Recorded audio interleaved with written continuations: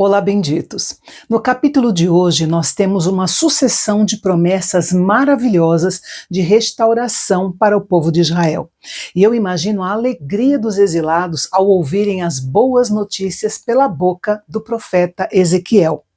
Mesmo que muitos deles não fossem viver para ver, havia a esperança de que seus descendentes voltariam para a sua terra e viveriam debaixo da bênção e da prosperidade de Yahvé. Os detalhes dessas promessas você confere agora aqui no canal Bendito. Vem comigo!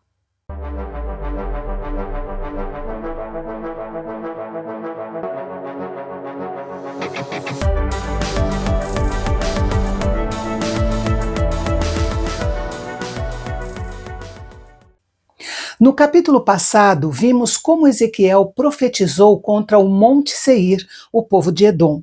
Neste capítulo, ele profetiza para os montes de Israel, que representavam toda a terra de Israel. E o foco estava realmente na terra, no espaço geográfico. Os babilônios haviam devastado e saqueado Judá e Jerusalém, e as nações vizinhas, especialmente os edomitas, como nós vimos no capítulo passado, tentavam se apossar da terra. Em vez de socorrer os judeus, as nações vizinhas os ridicularizavam e chegaram até a ajudar os babilônios a saquear a cidade. Eles diziam: "Bem feito, essa terra agora será nossa." Deus olhou com compaixão e cuidado para a possessão de Israel, sob tanto ataque, conquista e ódio das outras nações. Ele sabia o que os inimigos de Israel estavam dizendo e fazendo e decidiu fazê-los sofrer as consequências das suas decisões. O Senhor jurou que aquelas nações receberiam a retribuição pelo tratamento que haviam dispensado aos judeus. Eles haviam ridicularizado o povo de Deus e escarnecido dele, de modo que eles próprios seriam envergonhados. Ezequiel então descreveu o dia em que a terra seria sarada, as cidades seriam reconstruídas e estariam cheias de pessoas e de animais, voltaria a ter rebanhos abundantes e colheitas fartas. Um detalhe importante a ser destacado no versículo 12 é que quando Deus se refere a Israel, ele o chama carinhosamente de Ami, significando meu povo. Você deve lembrar de que quando Deus estava irado, se referia ao seu povo como Goi, que significa povo no sentido mais geral, incluindo os pagãos. Mas ao referir-se a Israel novamente como Ami, Deus estava declarando que Israel era o seu povo escolhido. A terra de Israel, que era motivo de zombaria e vergonha entre as nações vizinhas, seria transformada em uma terra próspera mais uma vez. E Yahvé também elevaria o status de Israel aos olhos das outras nações, e ali seria um lugar de grande segurança.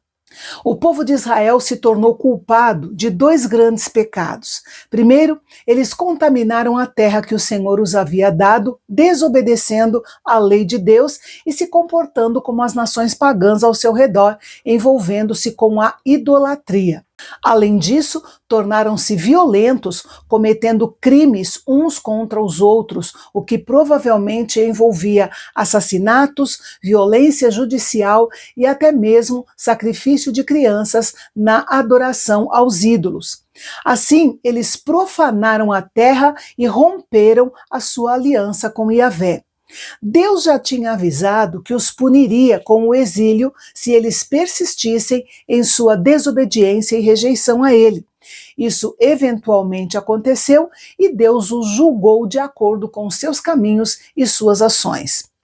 Ao disciplinar Israel dessa maneira, o Senhor arriscou sua própria reputação diante das nações pagãs, pois quando Deus espalhou seu povo entre as nações, todos pensaram que o Deus de Israel era um Deus fraco.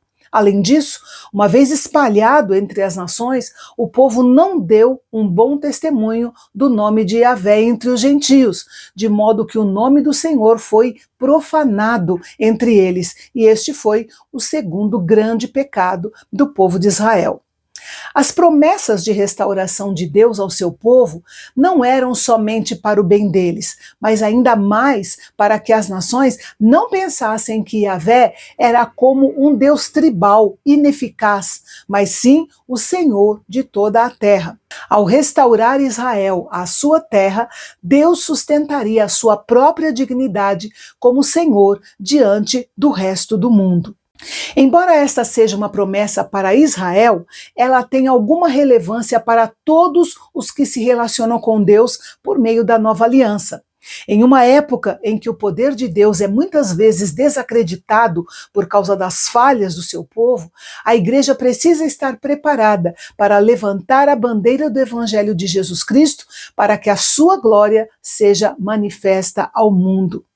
Deus prometeu trazer o seu povo de volta à Terra Prometida, como também uma reunião maior e mais completa deles no futuro. Ele os transformaria espiritualmente, pois afinal, somente um povo transformado pode desfrutar de uma terra transformada. A experiência espiritual descrita nessa passagem ilustra o que acontece com todo pecador que crê em Jesus Cristo. Primeiro, Deus os purificaria dos seus pecados. Isso seria feito banhando-se em água corrente ou sendo aspergido com água preparada para esse fim. É claro que a água não pode mudar o coração, mas se trata de uma figura do perdão gratuito que nós temos pela fé. Em segundo lugar, Deus lhes daria um coração e um espírito novo. Isso se refere a uma mudança interior. Um coração de pedra é um coração que não recebe a palavra de Deus e não cultiva o crescimento espiritual. Em terceiro lugar, Deus colocaria o seu Espírito Santo dentro deles. Aqui temos uma promessa de renovar Israel espiritualmente. Eles teriam um novo desejo de amar e obedecer ao Senhor.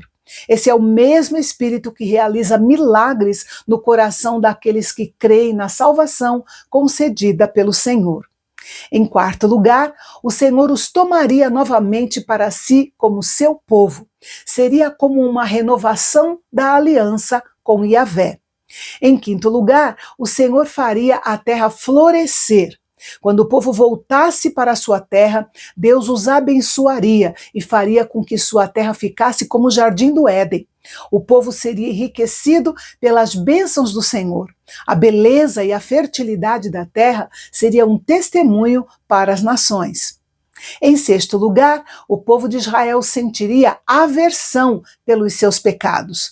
Uma das evidências da presença do Espírito Santo dentro de uma pessoa é a sensibilidade cada vez maior ao pecado e um desejo intenso de afastar-se dele.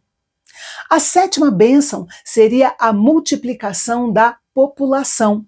A população dos judeus havia sido extremamente reduzida durante a invasão babilônica, mas Deus abençoaria seu povo e faria com que fossem férteis e se multiplicassem.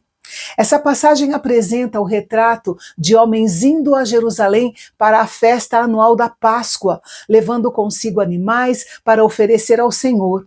Todas essas bênçãos dadas ao povo de Israel trariam glória ao nome do Senhor e todos os povos conheceriam o seu grande nome. Em resumo, a mensagem de Ezequiel era que um dia a nação que estava morta tornaria a viver e brilharia diante das nações. Mas para que isso acontecesse, seria necessário um verdadeiro milagre.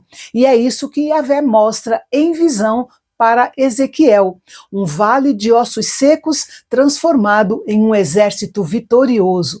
Mas esse é um assunto para o nosso próximo encontro aqui no Canal Bendito. Até lá!